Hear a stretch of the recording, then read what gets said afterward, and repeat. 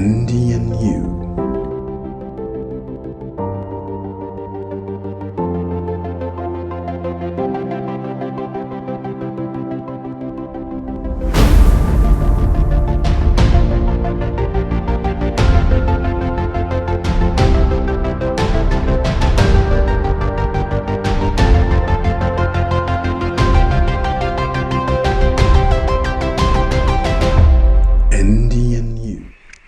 Bonjour à vous et bienvenue sur ma chaîne podcast Andy and You. Je suis Andy et aujourd'hui je vais vous parler de gratitude.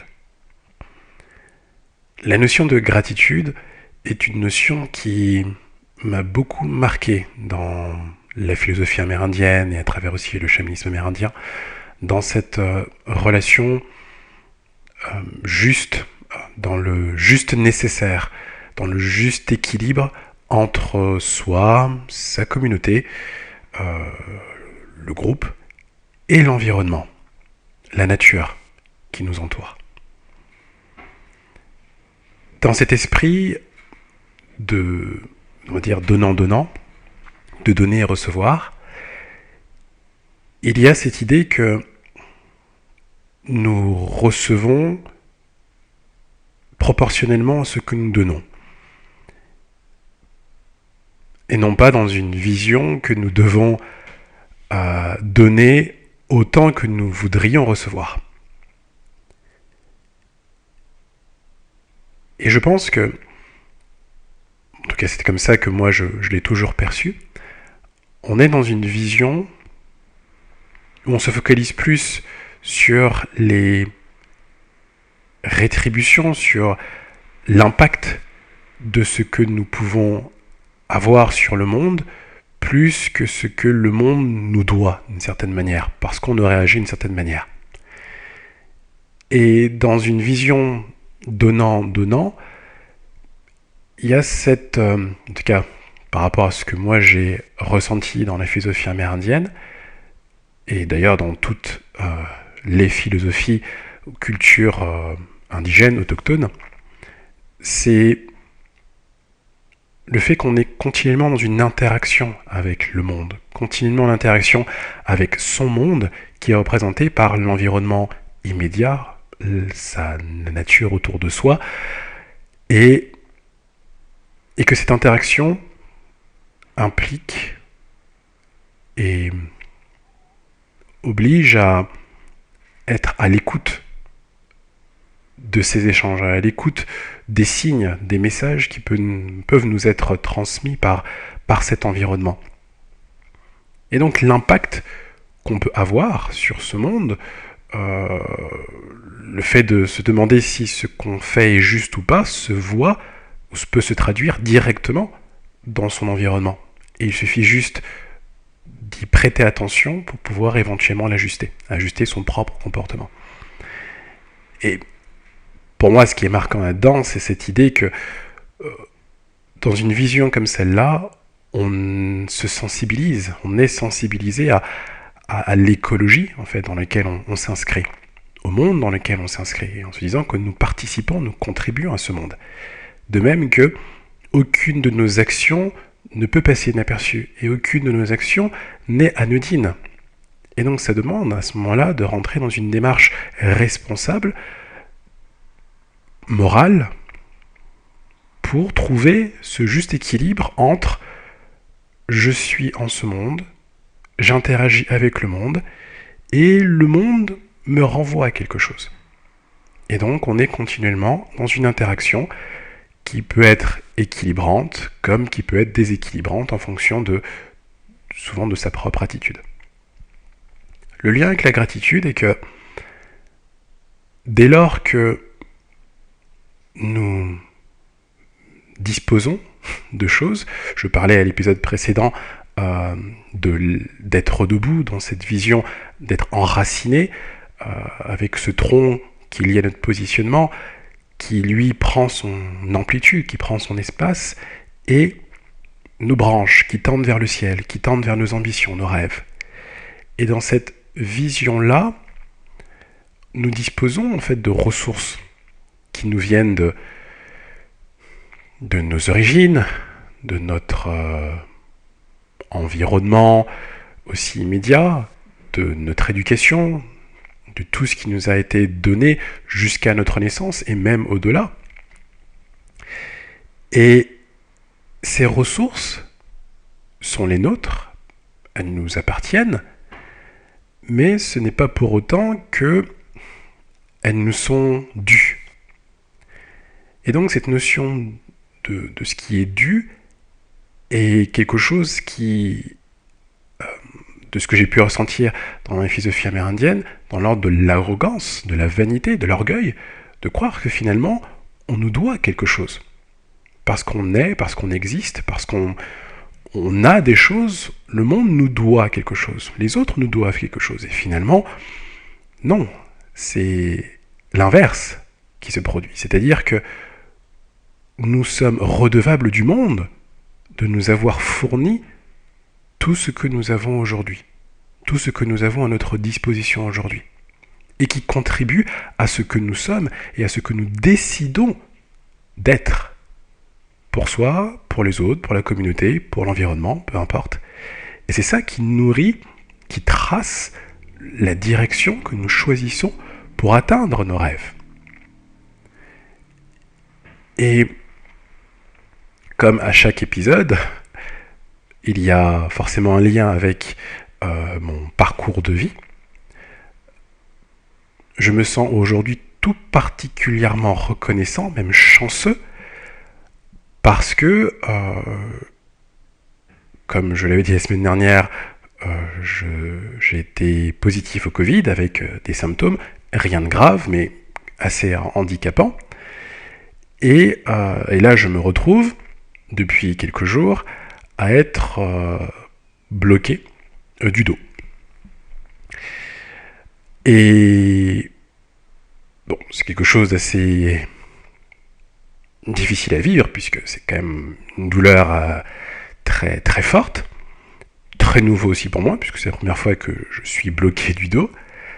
Mais à la manière aussi de la période de Covid, cette période-là de douleur me fait me rendre compte de tout ce que j'ai aujourd'hui qui me permet de la dépasser, qui me permet de la comprendre, qui me permet de l'atténuer, de m'apaiser aussi, et de maintenir une certaine tranquillité d'esprit, et même de pouvoir me sentir plus reconnecté à mon propre corps par cette situation que je suis en train de vivre aujourd'hui.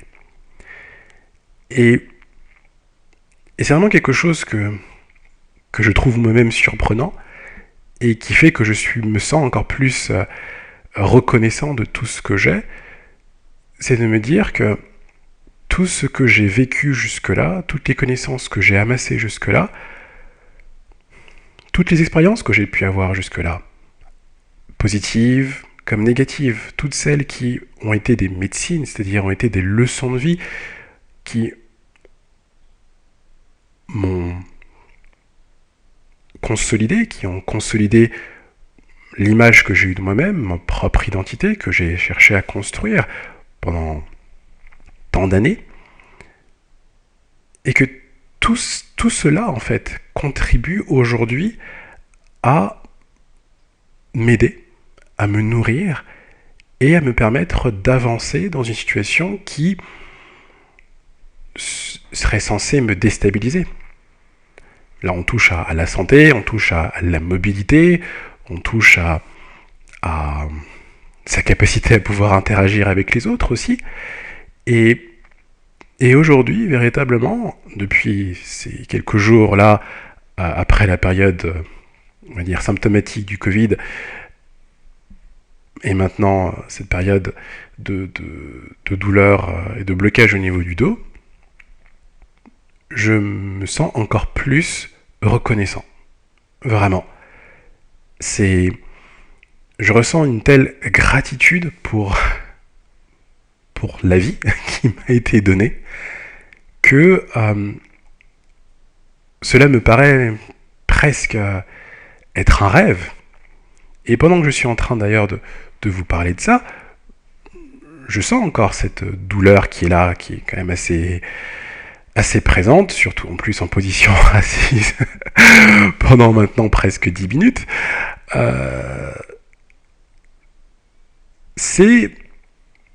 Oui, il y a cette joie de vivre, d'exister, et évidemment cette gratitude envers l'univers, envers la nature, pour tout ce qu'elle nous prodigue et m'a prodigué et continue encore à me prodiguer aujourd'hui. Et j'avais envie vraiment de le partager là avec vous, de cette notion de gratitude, puisque comme je le dis, dans chacun des épisodes, je parle de leçons de vie, je parle de philosophie, de manière différente de voir les choses, au-delà de la philosophie amérindienne, on parlait des chakras, de la lithothérapie, etc. Mais ce sont des principes que je m'efforce d'honorer dans mon quotidien. J'aime partager de mon expérience et d'échanger dessus, comme aussi sur celle des autres, parce qu'on est dans une vision partielle du monde, et mise bout à bout, finalement, quand chacun met sa propre vision du monde dans un échange, dans un dialogue, ça permet à tous et toutes d'avoir une vision plus large, plus élargie, plus globale de ce qu'est vraiment la vie, le monde. Et pour avoir ratissé depuis ma jeune adolescence, différentes mythologies du monde, des mythes et légendes, de plein de cultures différentes, d'être parti dans différents pays aussi, m'être imprégné de la langue de différents pays aussi. Aujourd'hui, je me sens honoré que toutes les connaissances que j'ai acquises, et dernièrement la médecine chinoise qui m'aide énormément aujourd'hui, qu'il y a cette sagesse du juste donner et du juste recevoir, de cette interaction avec la nature, que justement j'essaye d'entretenir, de cultiver. Et jusqu'à d'ailleurs cette période de convalescence presque imposée, j'étais resté quand même dans un modèle en me disant j'essaye justement de cultiver ces connaissances, de les appliquer, de les partager, que ce soit à ma clientèle ou à ma patientèle, mais il y a toujours ce quotidien, même une forme de routine qui se veut un peu plus normale, un peu plus standard, un peu plus conformiste, où on a envie d'avoir un peu ce que tout le monde a. En gros, qu'est-ce que ça veut dire ? Je sais pas, mais cette idée que ce que nous avons n'est pas suffisant, que ça ne peut pas être suffisant. Et finalement, aujourd'hui, je vous parle en ayant cette douleur-là poignante, et pourtant, j'ai le sourire. Je ne sais pas si ça s'entend, mais je ne suis pas malheureux. Je ne suis pas malheureux de souffrir, non pas parce que la douleur est gérable, mais parce que je suis comme empli de cette joie du fait que c'est un cadeau qu'on m'offre. Donc cette situation-là est un cadeau qui m'est offert pour m'obliger à regarder aussi à l'intérieur de moi, à me reconnecter encore plus avec moi. Et chose que je ne pensais pas pouvoir faire jusque-là, c'est prendre une demi-heure, 1 heure de mon temps pour faire des exercices d'assouplissement, pour faire un peu de yoga, un peu de qigong, un peu de gymnastique énergétique, de prendre ce temps pour pouvoir vraiment m'écouter, échanger avec moi, dialoguer avec moi-même, et en même temps aussi de prendre le temps de profiter de l'extérieur, de profiter de notre jardin, avec les poules et les oies qui aiment la compagnie, de profiter du soleil, de profiter du vent un petit peu violent, mais de sentir cette nature qui vit Et cette nature qui vit à l'extérieur de moi est la même nature, et de même nature que cette vie qui est là, cette nature qui est là à l'intérieur de moi. Et c'est toujours dommage qu'il faille des situations difficiles pour s'en rendre compte, mais c'est ainsi, et c'est pour cela que l'adversité existe, c'est pour se rendre compte de ses propres ressources. Et c'est pour cela que j'avais envie de partager ça avec vous. Vraiment envie de partager de cette reconnaissance que j'ai envers l'univers. Ça peut être Dieu, ça peut être la nature, ça peut être la terre-mère, le ciel-père, l'air que nous respirons, toutes les personnes qui m'entourent, toutes les personnes que j'aime et qui m'aiment et qui sont présentes pour moi. Mon mari qui est là au quotidien, qui a été à mon chevet et aux petits soins aussi pour moi. Comme aussi, je parlais de mes poules et de mes oies qui étaient présentes là, dans leur candeur, dans leur naïveté, dans leur nature, de me ramener à ce qui est essentiel. Et ce qui est essentiel, c'est ces moments-là, ces moments de reconnexion, ces moments de plaisir, parfois ces moments de tristesse et de peine, mais qui font partie de ce qui nous enrichissent, nous font grandir, nous font avancer pour continuer encore à étendre nos branches vers le ciel, qui nous éclaire, qui nous guide, et qui permet encore plus de s'enraciner dans le sol, qui nous permet encore plus de puiser dans notre environnement, dans cette nature, dans de là où l'on vient, en fait, vraiment de cet univers qui nous soutient aussi longtemps qu'on reste à son écoute. Et cette gratitude est pour moi un cadeau.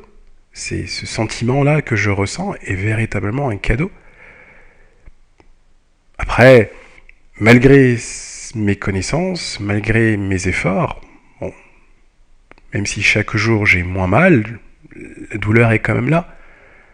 Mais je sais qu'elle a une place, je sais qu'elle a une raison, je comprends la raison. Et c'est dans ce dialogue avec moi-même que j'arrive au fur et à mesure à comprendre aussi, et encore plus, la douleur et la souffrance des autres. Et c'est ainsi que, par cette gratitude, par cette reconnaissance que je ressens, j'applique une leçon de vie que j'avais mis de côté, que j'avais peut-être aussi oublié, négligé, et que cette situation m'a obligé à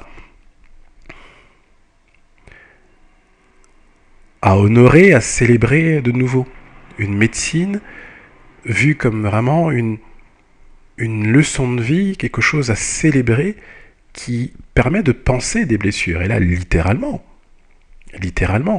ça me permet de me sentir moins mal, c'est-à-dire d'améliorer ma santé, de dépasser certains nœuds, certains blocages physiques douloureux. Et c'est cette magie toute simple qui est un cadeau en ce monde. Vraiment, c'est quelque chose pour moi de merveilleux et j'espère que c'est quelque chose que vous avez déjà vécu, que vous vivez. Et je pense que je reviendrai de toute façon là-dessus pour l'épisode prochain de cette notion de gratitude. Mais là, c'est plus encore que vous parlez de gratitude, c'est vraiment vous partagez de ma gratitude à moi. Voilà. Bon, je sens que mes lombaires me disent que je suis arrivé à la fin de l'épisode. En tout cas, même si ce fut plus court que d'habitude, j'espère que vous avez pu saisir, en tout cas si j'ai été clair dans ce que cette situation implique pour moi, et éventuellement l'enseignement que vous pouvez vous-même en tirer. Et je vais encore garder ce sourire, cette joie que je sens au niveau du chakra du cœur, quelque chose qui m'emplit et qui me donne presque des ailes. Bon, rappelé un petit peu à l'ordre par mes lombaires, mais une manière un peu de dire que véritablement cette gratitude est comme pour moi finalement la foi en fait, la foi en ce monde, mais la foi aussi qu'il y a une raison pour toute chose, aussi longtemps que nous restons à sa propre écoute, mais également à l'écoute du monde, à l'écoute de la nature, à l'écoute de son environnement. Je m'arrête là.